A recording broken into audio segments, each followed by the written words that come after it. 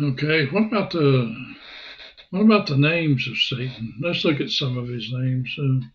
So as we go over these names here, notice the various names that indicate the character of Satan.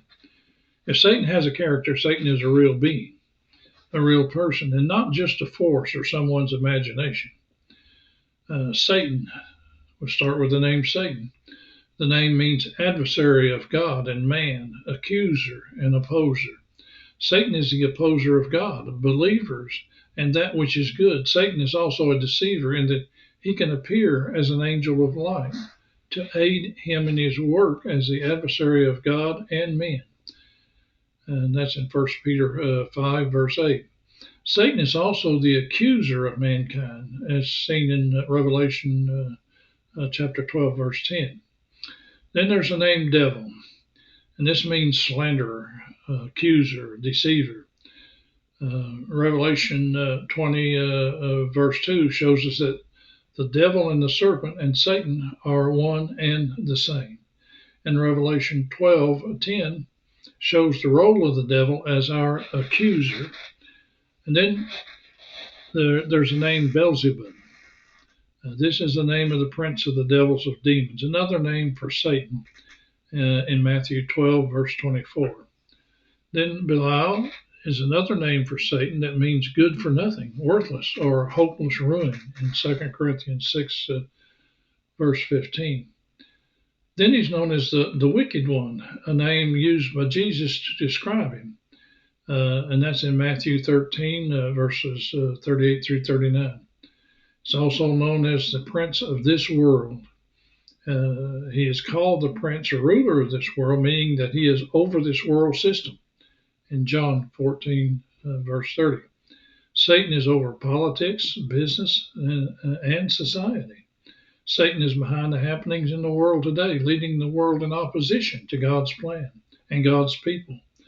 But the prince of this world will soon be cast out, according to John John chapter 12, verse 31. He's also called the God of this world, or of this age. Satan is called the God of this world in 2 Corinthians 4, verse 4. He is the ruler or prince of this present world. He is currently blinding the minds of unbelievers and working against God's plan. This is one of the reasons the Apostle Paul calls this an evil world in Galatians 1, verse 4. Satan is the evil one and is responsible for the evil in today's world. This world will never improve until the time has come for God to remove Satan as the prince of this world. Then we will have Jesus himself as the ruler of this world and a restoration of good.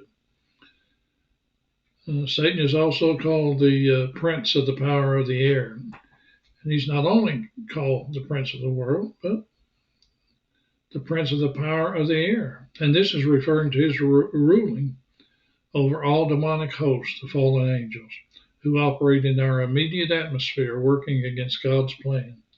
And that's in Ephesians 2, verse 2. And he's called that old serpent. And that's another name. And looks back to the temptation in the Garden of Eden.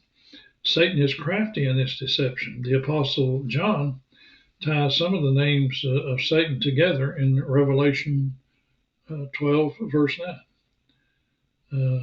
The dragon is another name for Satan that refers to his cruel, vicious character in Revelation 12, verse 9. John tells us in Revelation 20, verses 2 through 3, that this dragon, that old serpent, which is the devil and Satan, will be bound for 1,000 years and sealed in the bottomless pit. The end of the dragon, or Satan, is foretold in Revelation chapter 20, verse 10. And the evil one, Satan, another name for Satan, we can see that Satan is the evil one in 1 John 5, verse 18. The word wicked used in this verse is a Greek word, poneros, which has the meaning of the evil, wicked, or bad. And then in the book of John, chapter 17, verse 15, The evil here is referring to the evil one, Satan. And this is made clear in many other translations, as they have translated the passage as the evil one. In this verse, Jesus is praying that his children should be kept from Satan, the evil one. Obviously, Satan works against God's plan and God's children. Satan is also called an angel of light. In his letter to the Corinthians, the Apostle Paul tells them that Satan can transform himself into an angel of light. Satan can transform himself into a minister of righteousness. He looks good, sounds good, but he is a deceiver, working against God's plan. Even the angels in Satan's kingdom can be transformed into ministers of righteousness. And we find that in 2 Corinthians chapter 11, verses 14 through 15. So Satan is also known as the father of lies. In the book of John, verse 44, the apostle gives us a glimpse.